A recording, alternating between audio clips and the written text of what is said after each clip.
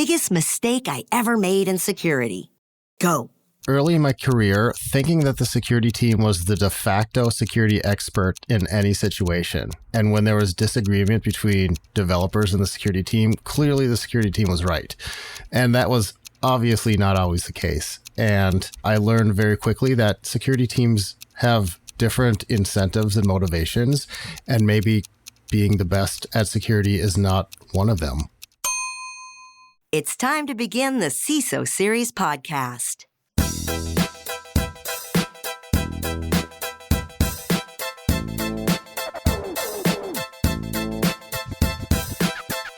Welcome to the CISO Series podcast. My name is David Spark. I'm the producer of the CISO Series, and joining me, it's the principal of Duha, none other than Andy Ellis, a legendary CISO. Andy, say hello to the audience. Good afternoon, folks, or depending on when you are in the world, good morning, good evening, or good night. It's never catching on, Andy. Keep going. You know something?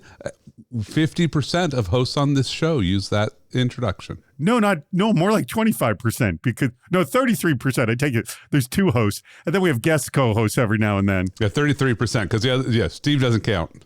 33% of the regular co-hosts. Of the regular hosts, yeah. We are available at CISOseries.com. If you have not spent at least 2 to 3 hours a day on our site, I would definitely seek medical attention. Definitely consider that. Our sponsor for today's episode, a phenomenal sponsor of the CISO series, that would be Vanta. Automate compliance, manage risk, and accelerate trust with AI. You do that with Vanta. More about that a little bit later in the show, and also they're responsible for our guest today. That in just a moment. But first, Andy, we are 1 week away from probably the biggest travel period, Thanksgiving. Always a giant pain in the butt to travel during this time. It is a giant pain in the butt to travel during Thanksgiving, and I feel a special sympathy for like college students and their families who might be traveling around this, partly because when I dropped one of my kids off for college, it was the Friday before Labor Day, and I had to drive from New York City to Boston. Ooh. A 3.5 hour drive. That was just over 5.5 hours. Yeah, that's not good. Yeah. So here's my question for you. Do you have Thanksgiving traditions? Yes. What are they? So Thanksgiving is done at our house. Mm-hmm. What's the biggest crowd you've ever had? Biggest crowd, I think, was 24. That's a good sized crowd. All at one table. One table. Wow. See, here's our little lesson. If you think your table isn't big enough, you're probably right. But most tables aren't wide enough. So we have sheets of plywood, 4 foot by 5 foot, that are then wrapped in sort of the vinyl coverings. Mm-hmm. So we just put those on top of our existing tables. To extend it out. And so we get a 15 foot long table, 4 foot wide. Now you have space down the middle for all the food. Mm-hmm. Right? Because that's what you usually don't actually have is space for food. And so people need more elbow room. So you can squeeze them in if the food's in front of them rather than having to fight with them. How long do people stay at the table? Or is it like the kids eat quickly and they run? We've never had so many kids that they've sort of eaten and run, but that does happen a little bit. People are at the table for a little while, although we have gone in more recent years to a buffet style of you just put the food somewhere else and have people just go make their plates and then come back. That usually works better instead of all the endless passing. And if you want more food, you just get up. Right, you just get up and go get it. So I'm in charge of the turkey. Do you do a turkey trot like a run? No. I actually just cook a turkey. You do? I try not to give people the turkey trots, which are the runs after Thanksgiving instead of the run before Thanksgiving. We will, by the way, this is a good time to announce this. We will actually be doing a CISO Series meetup in Boston, Andy. That'll be on November 24th from 4:30 to 7 p.m. at, get ready for this, the City Tap House, Boston. That's at 10 Boston Wharf Road. But what you should do is just go to the events page on CISOseries.com, and there'll be a link to register for it, and you could just register there. And we would love to see you. Just a chance to network with your other cybersecurity professionals in the Boston area. I will be there, and I will also, on that Thursday morning, be doing a turkey trot at the Franklin Park, where the Franklin Park is, and the Franklin Park Zoo and all that stuff. Yeah, that's a fun zoo to go walking around. It's not like the San Diego Zoo.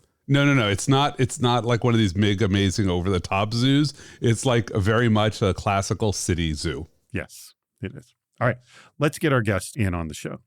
We've had this guest on before. Thrilled that he's back again. He was joking that he didn't screw up, so he's been asked back again. That's a glass half empty way of looking at it. I mean, I have never been asked back. I've only guested once on the CISO series. Well, that's true. We didn't ask you back. We asked you to host, so we wouldn't have to invite you as a guest. Yeah, exactly. Pleased to bring him back again. Our sponsor guest with Vanta, the Director of Security, none other than Nathan Hunstad. Nathan, thank you so much for joining us. Thank you for having me back. It's time to measure the risk. Quote, metrics don't show progress, they show impact. Use metrics to shape a dialogue around material impact, not simply activity. That's how Nick Ryan frames his approach to CISO reporting in a recent LinkedIn post. His list of 10 C-suite metrics includes expected items like MTTD and MTTR, which is mean time to detection and mean time to response, and vulnerability management, but also pushes CISOs to think differently. Are you tracking security initiatives tied to business objectives or employees who repeatedly fail phishing tests over 6 months? That last one is a little contentious. Now, is it just security theater, or does it reveal something deeper about whether your security culture is actually changing behavior? And I'm going to ask you, Andy, which metrics are best at telling the story of your security program's growth? I must say that MTTR is the one that we hear a lot. We do. And I just so I don't want to not dunk on it. So I'm going to dunk on the phishing failure rate. Let's just be very honest. You get to pick what phishing failure rate your company has, and then you tell your vendor to hit it. And the complexity of the fishes they send is going to drive to the rate. So think of the rate as something you're sort of measuring. Like, you want this to be an awareness activity, not actually a measure of how you're doing. The real thing you want to be doing is making sure people can safely click stuff. So let me just get off that soapbox. Sure. I went and looked through these 10 metrics, and there were some good, some bad. I'm not a huge fan of MTTR, MTTD. Well, many others in the industry are. Why aren't you a fan? It's a good interim metric. Like, that's an operational metric for your organization. The challenge is that you really have this weird parsing of, are you going to include attacks that you stopped in this metric? And the answer is probably no. Everyone would laugh at you. Said, oh, look, like somebody sent me like packet floods or TCP storm, and I blocked it, but I'm going to count that as a whole bunch of things with 0-second MTTD, right? So now imagine you've got 100 threats that hit you on a regular basis. Your MTTD is 3 days, which would be a fantastic one. But now I take half of those threats and I block them immediately. My MTTD just went up because I no longer count them. And so that's the problem with a metric like this. It actually does not incentivize the right behavior, which is preemptive security that stops the adversary from getting in the first place, rather than reactive. So you're measuring your reaction time. You're only measuring one half of your program. Right. And it's the half that you want to have honestly going up, not down, which is sort of backwards, but it means you're actually protecting your company more. One of the ones that I liked, and I didn't like the way he phrased it, was percentage of security incidents tied to business critical objectives. Yes. And I don't like that as a percentage, but I like that as a concept to say, are these tied to objectives? But then further down was even better. And again, percentage I don't like, of revenue generating processes mapped to cyber risk controls. Honestly, this is the number one metric you should start from. And it's really qualitative.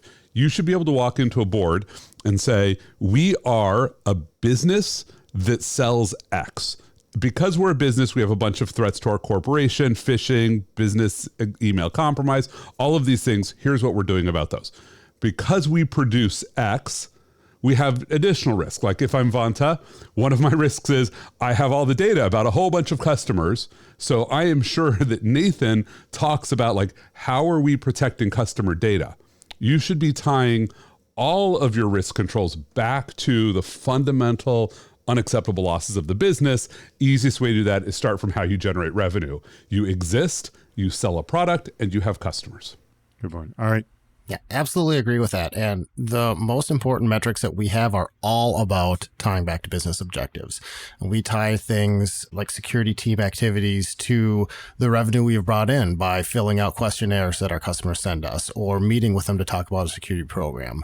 We also tie those kinds of revenue generating ideas around, our marketing activities. So even things like this, we tie very strongly to our security team objectives, which is not something that I think most teams do. So I'm very aligned on the business objective side of things. We also tie our metrics to just cost savings because unfortunately, for most organizations, security teams are seen as a cost center. So the more efficiently we can do our activities, the better it is for the business. So how many things are we automating? How are we leveraging AI in our security team activities? So we use many more of those kinds of typical business metrics versus, things like MTTD, MTTR, which I wholeheartedly agree with your take on. This is why I love Nathan as a guest. He agrees with me very voluminously. I do. Nathan, you got to get off of this. Yes. Well, unfortunately, we don't even do phishing tests because we've just seen no value. And Andy's exactly right. You get to define your metric of success. And so what's the value in that? Right. And it's adversarial. It makes your employees hate you. Yes. I have seen employees break down in tears because we've reached out to them after they've clicked a link. Mm-hmm. And it just breaks my heart, and it's not making us any more secure. It's making people miserable. It does. Well, and sometimes it makes the people who do them miserable. When I was at Akamai, we had a mailing list we called Social Engineering Alert, which anybody could opt into. But if you had a public phone number, like you were customer care, if you worked a reception desk, you were added to this list. And the purpose of it was when you detected a social engineering attack on you, like somebody called and said, "Hi, this is so-and-so. I've got a meeting with the CEO, but I need his phone number." All right. Your job was to say no and send mail to this mailing list. Like, don't send it to the security team. Send it to the people who are about to get called next. Whenever the IT security team would run a phishing test, the first person who would get it would send mail to this mailing list and say, "Hey, by the way, IT's running a phishing test. Here's what it looks like." The IT folks would then be crying. They're like, "You beat my phishing test." And I'm like, "Did we? I think we won. That's the whole point of this." As a CISO, what do you think about this? Quote, in a pen test, you should be exploiting and demonstrating real-world impact. Anything less is a vuln scan. That's how Nathaniel Shear of Skillable framed watered-down pen tests he sees across the industry. So what does an effective pen test actually look like in your organization? By the way, this came up a lot at Black Hat. Are you getting vulnerability identification or true attack simulation? And once you have those findings, how do you operationalize remediation to get the most security bang for your buck? I'll ask you, Nathan, because if you're paying pen test prices but getting vuln scan results, you might be missing the whole darn point. Yeah, absolutely. And as a fellow Nathaniel, I wholeheartedly agree with what he said there. So do all the Nathaniels agree with each other? Yes, we have a shared Slack Nathaniel workspace where we talk about these kinds of things. They can read each other's minds, too. Yes, absolutely. No, I do think that there are, unfortunately, a fair number of pen tests that just turn out to be vulnerability scans. And so it's very important that when you are trying to find a pen test vendor or engage in one of these activities, you define the scope, the objectives, and your expectations. There's likely going to be some kind of OWASP top 10 type results, especially if you have some gaps in your process or you're a little bit immature. But the meat of the test results should be demonstrated findings that have an actual business impact. So an attack that exploits a vulnerability to gain some kind of valuable objective. And that objective can't be something like denial of service because, frankly, anyone can do that kind of attack if they pour the right resources into it, or getting access to things that are of low value. You need to demonstrate an attack against customer product data or financial data, something that attackers would actually take the time and money to try to get from you. And if you're not getting those kinds of results, then you are definitely missing the mark. That's a good point. The pen test should actually go for the prize. What do you think about that, Andy? So I don't think that Nathan and Nathaniel agree as much as Nathan thinks they do. Really? I agree with Nathan, but not with Nathaniel. And here's the nuance, is that encoded in Nathaniel's message is, I want to break stuff, right? The purpose of a pen test is to assess impact. So I think if you just do a vuln scan and say there exists a vulnerability, that's not a pen test. If I exploit a vulnerability, get onto a system, that I have now made it a pen test. I don't have to damage the system to make this a valid pen test. And what I'm hearing in Nathaniel's... But can you do it to the point that you're doing the equivalent of playing tag? You know what I mean? Like, here, tag, I touched the prize data. Right. I mean, you play tag, where this is not tackle football. And then you stop and you assess. And now there's the point where you say, okay, here's what we could do on the system. If we did this, what would happen? And when the security professionals all panic and say, oh my God, don't do that, then you write that up as this is a tier 1 finding. You were all freaked out that we were going to turn off this machine. Like, clearly that has serious business impact. There's difference between, by the way, a pen test and Chaos Monkey, too. Except it's not Chaos Monkey, it's Chaos Evil Monkey. Because I've met pen testers who really are not very reformed black hats. Right. That's like, I want to get paid to go break your stuff, which is different than I want to get paid to help make you better. Right. By getting onto a system and everybody freaks out, like, okay, now we'll go fix the system. And that is appropriate. Now, the one thing that people often get wrong when they're doing pen tests is they don't say, okay, what could you do laterally from here? Right. It's reasonable to do a stop and say, okay, given you had access to the system, now what could you do non-destructive to this system further into my network? Because that's really where you get to start to detect adversarial things. Okay, you've got login access on this machine. Maybe I don't want you on it. It's my Active Directory controller. So I'm going to give you a machine right next to it. Same network permissions. Go do anything you want from it. That's, I think, the place that good pen testing tends to get you is really in network and asset exploration. Yeah, I really like one thing that Andy brought up here, which is the interaction between pen testers and the targets, because I think a lot of people also believe that a pen test has to be this isolated thing. You find a vendor, they attack you for 2 weeks, and you can't talk in the middle. But in that interaction is where you get a lot more value, because you can say, oh, you came really close to this thing. Poke around here some more, or you're off in the wrong direction. By the way, is it appropriate what you just described to say this is more of purple teaming? Because that's what that's been defined as, or no? I think some people have defined it as that, yes. And that's where it comes back to you should really make sure that you define the scope and expectations ahead of time. And there's a time and a place for each of these kinds of tests. There is a time and a place for a pure black box, go at it, hit it hard, and see what we can detect. But I think there's less of a time for that than most people realize. And you get a lot more value with collaborative purple team type of exercises where both sides can learn. Your attackers can learn what the defenders care about, and the defenders can learn where their gaps are and where they need to pay a little bit more attention. Before I go on any further, I do want to tell you about our spectacular sponsor. That would be Vanta. So we all know in today's fast-changing digital world, proving your company is trustworthy isn't just important for growth, it's kind of essential, right? That's why Vanta, it rhymes with Santa, it's easy to remember, is here. Vanta helps companies of all sizes get compliant fast and stay that way with industry-leading AI, automation, and continuous monitoring. So whether you're a startup tackling your first SOC 2 or ISO 27001, or an enterprise managing vendor risk, Vanta's trust management platform makes it quicker, easier, and more scalable. Vanta also helps you complete security questionnaires up to 5 times faster so you can win bigger deals sooner. The results? According to a recent IDC study, Vanta customers slash over $500,000 a year in costs and are 3 times more productive. Establishing trust isn't optional. Vanta makes it automatic.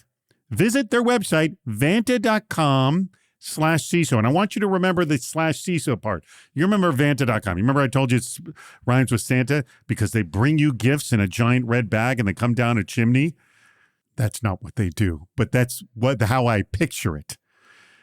It's Vanta.com/CISO. And if you add the /CISO, they know that we sent you there. And that's important. So go check out their site, Vanta.com/CISO, to get started today. It's time to play What's Worse? Nathan, I know you know how to play this game, but do you know how to play the game the way I like it? And the way I like it, that's cheating, is you disagree with Andy. Whatever he says, disagree. Now, I'll try. You're free to say whatever you want, just as long as you disagree with Andy. Nathan is an awesome human being. There's no buttering him up. So here we go. It comes from Jay Dance. He gives us a ton of phenomenal What's Worse scenarios. By the way, if you're listening, send us in more. I'm always looking for more good ones. Here you go. These are two very crappy things with crappy results, Andy. Number one, your business gets repeatedly attacked by malware from a malicious domain. When reported, the DNS domain register fails to take down the domain. Okay? Okay. Number two, malicious actor creates a website that mimics your business and scams your customers out of thousands. When reported, the web provider fails to take down the scam site. Which one is worse? So first of all, there are vendors to solve both of these problems for you. Yes. Like since we do sponsorships, I'm not going to name the vendors, but like you can guess who deals with DNS infrastructure, who will block your DNS for you. And then there are reputation-based vendors who will go after. Let's just say you don't have either one, and this is what's happened. But let's just say you don't have either one of those. Solve that problem. Oh wait, you're not allowed to because we're into What's Worse. Yes. The second one is the worst one. Why? Neither one of these actually affect your business that much. Like you actually can protect yourself reasonably. The second one hurts customer trust. Right. This is why I thought you were going to lean on this. And if you have customers who are being scammed, the marketing impact from that one, and from the fact that you're not dealing with that in a public way, is actually more impactful. The security concerns here are honestly, like the first one, slightly worse from a security. But it's your business gets repeatedly attacked by malware, so it does affect your business. Right. So it's but like repeatedly attacked by malware does not sound like though we're getting complete ransomware shut down. It's an operational annoyance. I'm kind of defining it because Jay wasn't specific about what the impact was. He wasn't specific, but this could be catastrophic. We don't know exactly. If it was catastrophic, he should have said so, and then I would change my mind. Okay. But I'm assuming these are both minor negligible things that if you were remotely competent, you would deal with either one of them by outsourcing it. You're not, so you're stuck with them. The second one is the problem because you're exposing your incompetence to your customer base.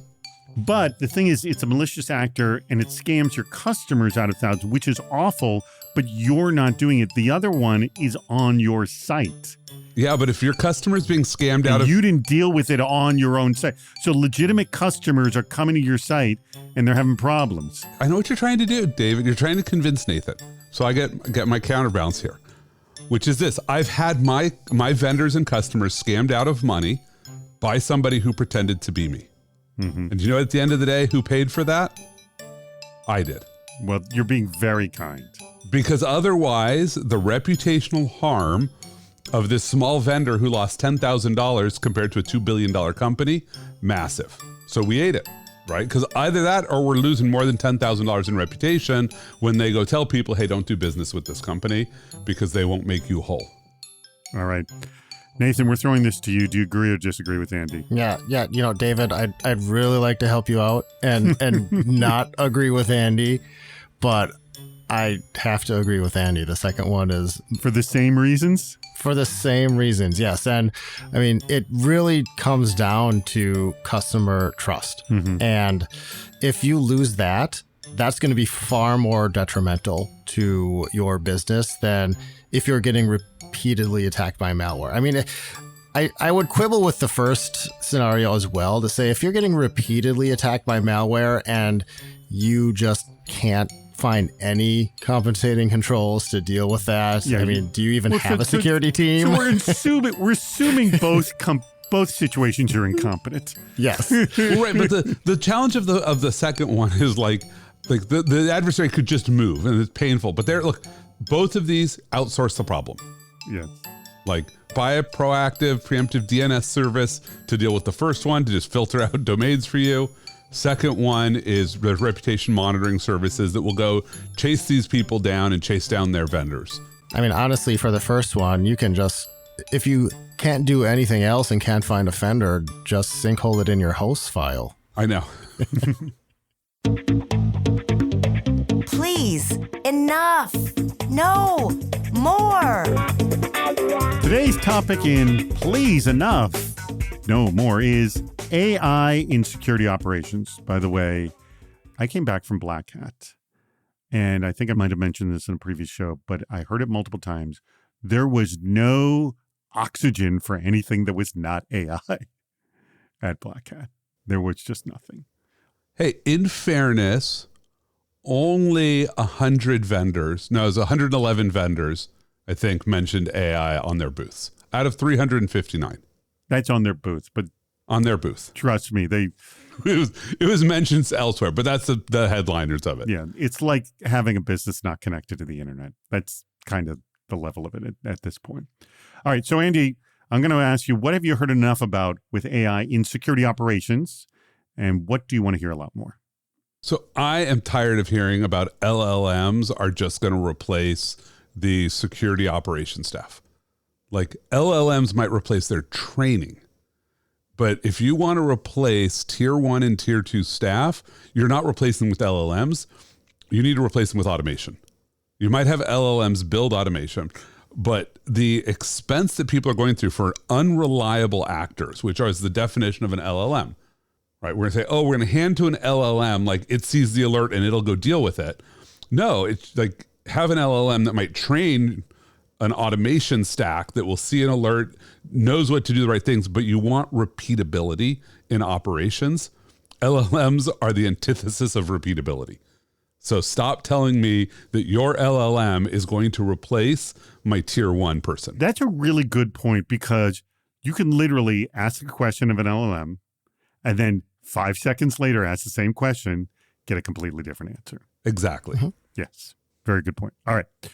I throw this one to you, Nathan. What have you heard enough about with regards to AI and security operations? What would you like to hear a lot more? Yeah, I would like to stop hearing about how vendors, to your point, every vendor is talking about AI and they're trying to find some way to slap AI functionality onto their tool in strange ways. And whether that's natural language search, whether that's doing things around trying to triage alerts. But just to push back a little bit here. Yeah. Even in the smallest ways, AI can help a little bit. You know what I mean? It can. Yes. Like, and to not have it, to not do it at all seems like you're kind of behind the game. You're not dealing with this right. Mm-hmm. Right. But one of the things Nathan just mentioned, like natural language search, like I think you should have an LLM as your interface to your knowledge base. Like if you've got a knowledge base, you should have an LLM that is the reference librarian for it. So somebody asks a question, the LLM interprets it, finds the answer, but then just hands them the answer out of the knowledge base rather than trying to reinterpret it every time. Like you have static content for that reason. And that's, I think, that may have been part of where Nathan was heading. And that's you're just using AI as a tool. Don't tell me you have an AI enhanced knowledge base. No, you have a knowledge base that is using something akin to MCP to let me get access to it. Yeah, that's exactly it. I think it's much more about making your security team more efficient by having AI do things that are time consuming and not very valuable, but have to get done. And sometimes searching for things from your SIM is one of those activities, especially if you're new to it. Natural language search can help. What I hate, taking this a bit further though, is having that as your only interface. And when you want to get very particular conditionals in your search query, doing that in a natural language search and making it deterministic, which, as you point out, Gen AI is not made to do, is really frustrating. So I would like to see forcing everyone to use AI instead of just making it as an alternative to help you when you need additional help. I use AI all the time, and for certain things like generating a quick Python script to do a search of some IOCs using an API, fantastic. I could do that myself, but it would take 10 times as much time to do so, and I'd rather be doing other things. So that's an excellent example of AI use, but positioning AI as doing the thinking for your team, that's where you get into trouble because it's just not consistent enough. It's not really designed for that when you are talking about most generative API tools. Now, I do know how Vanta is taking advantage of using AI to facilitate compliance and regulations and essentially also building up your trust center too, for that matter. What is it specifically doing with the operations center though? Yeah, with the operations center, I think that Vanta is still early in the process. If you want to consider things like your third-party risk management and those kinds of security operational tasks, Vanta does have AI capabilities to help flag vendors that may be higher risk or items from a SOC 2 report that you want to pay more attention to. But Vanta isn't like your typical SOC tool. No, it's not. You're not seen as that. No. But I do love the things that Vanta is integrating with AI, because one of the things we do have is on our Trust Center, we have a chatbot. So people can ask, hey, when was your last SOC 2? Or a natural language question. Yes, exactly. Were there any significant findings in your last pen test report? And those things, again, would you rather page through a 100-page SOC 2 report to find the one thing you're looking for, or just ask the chatbot the question and get the answer? That's a great example of how you can actually save time. Now, Nathan, have you considered renaming this tool to Ask Jeeves? We would probably have to talk to our lawyers about that one. I have a sense that may be taken. That was Ask Jeeves' selling point at the beginning, and it couldn't do it. Andy. That would have been great if Jeeves could have done it, but I think we leave Jeeves dead and buried. Just stuck. If it just held out till AI really exploded, then it would have worked. They had a huge building, Ask Jeeves, over on the East Bay. They did. Oh, a lot of people had huge buildings back in those days. Yeah, I know. VC money fell off the trees. It's time for this week's security tip. This week's AI-infused security operations tip is sponsored by Anvalogic. Every SOC wants to boast smarter decisions and fewer false positives. But this is a process that starts long before AI enters the picture. In fact, it starts with data hygiene. That's right. AI tools thrive on structure, consistency, and clarity. But some organizations muzzle their AI's potential by feeding their models disorganized logs, untagged assets, and fragmented telemetry from mismatched tools. It's a new turn on garbage in, garbage out. When data is poor, AI learns bad habits. Great AI security begins with clean inputs, accurate timestamps, consistent event formatting, and complete coverage of critical systems. This is followed by feature engineering, which is the art of turning raw activity into meaningful behavioral signals that a model can actually reason with. As an example, instead of simply logging a failed login, a well-crafted feature might track frequency per user per hour, a pattern that could distinguish a human typo from a brute force attempt. SOC leaders who prioritize data quality find that their AI suddenly becomes more insightful, more reliable, and far less noisy, making their AI investment worthwhile. To learn more about saving costs and optimizing analyst capacity with a hybrid SIM and data lake, go to anvalogic.com.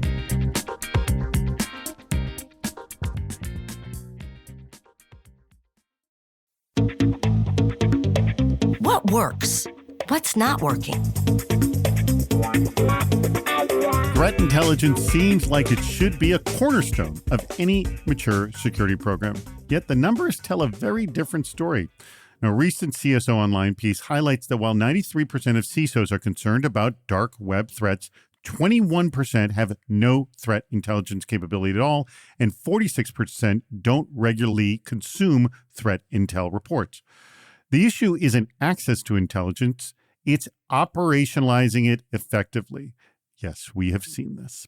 So too many security teams are stuck using threat intel only at the tactical level, but few are leveraging it for incident response or strategic decision making. Threat intelligence can be the difference between going reactive to proactive, but can also turn into a massive time sink. That's a major concern right there. So Andy, I'll start with you. What's the biggest mistake you've made with threat intelligence, and what's the one tip you'd give others to manage it more effectively?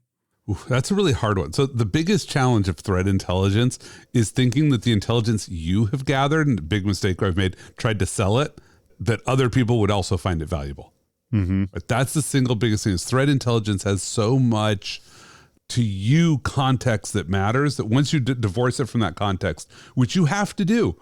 If I have, I know this adversary attacked this system of mine in this way and compromised it, all I can do is pass on, this is an adversary to Nathan. Well, what's Nathan supposed to do with that? Or maybe like, here's what their TTPs are. But I can't say, by the way, they compromised this system of mine because my lawyers will never let me do that. So I end up removing, and even if I did, it's not clear Nathan could still use it. So there's this very big cost to trying to share. I think the biggest challenge is people are often using it tactically rather than strategically. You should use threat intelligence for context.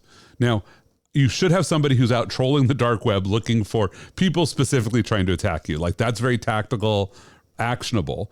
But mostly you want to say, hey, what are people doing these days? Where are they pivoting to? What do I need to do? Are they talking about me? What are they saying? Like that's the sort of strategic inform, not your tactical defenses, but your whole strategy by paying attention to what adversaries are actually doing. All right. I throw this to you, Nathan. Have you made a big mistake with threat intelligence yourself? Well, I don't know if this would be considered a mistake or not, but long ago I was actually on a threat intelligence team, and we did some amazing things. It was probably the most fun I've had in a role. Does Vanta know this? Yeah, this is not Vanta, and did not break any laws. But Vanta know that you had more fun than at Vanta? Yeah. Oh man, I'll call JD up right now. Yes, yeah, please do. It was definitely a different kind of fun. Let me put it that way. Mm-hmm. But it was also frustrating, and that's the mistake part of it, because to Andy's point, we couldn't really get any value or share what we were doing because the lawyers wouldn't let us. And because it was very limited in terms of what people would care about. The other thing, too, you would, well, maybe not be too surprised to hear this, but if you get some kind of intelligence that somebody else is being breached, they don't want to hear about it necessarily unless you have all of the evidence, because that puts them in a precarious position. So you have to be careful about what you share. And a lot of times people aren't necessarily thankful for what you're telling them. Very good point. But I'm thankful you told me that you had more fun at somewhere else that wasn't Vanta. Oh man, I'm going to go tell that to JD right now. Remember, Vanta rhymes with Santa. So how can it not be fun? I think it rhymes with Fanta, so it's very bubbly and fizzy. It's bubbly, and sweet. Vanta, Santa. I like the idea of Santa coming down the chimney with a compliance offering, or to help you with your compliance programming, with a 2-liter jug of orange Fanta soda. Yeah, I want to see Vanta Claus for your holidays. Ooh, there you go. Dressed in purple, not red. Oh, yes, absolutely. I will talk to our marketing team. Yes, get this done right away. Absolutely. We demand it, in fact. Yeah. Go to Vanta's website, vanta.com/CISO, not vanta.com/Santa, which I think will take you nowhere. Go to vanta.com/CISO to learn about all their awesome offerings, specifically for your compliance program, to save yourself a bundle in both money and time. They're connected, and Vanta will help you do just that. Nathan, thank you so much for coming back again and being on the show.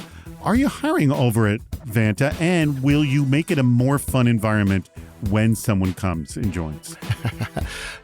Vanta is a fantastic environment. I do have tons of fun, and I want more people to join in because, yes, we are hiring.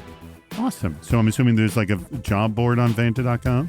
Yes, there's absolutely. If you go to the careers link on Vanta.com, you can see all the positions on my team. And within the broader security organization.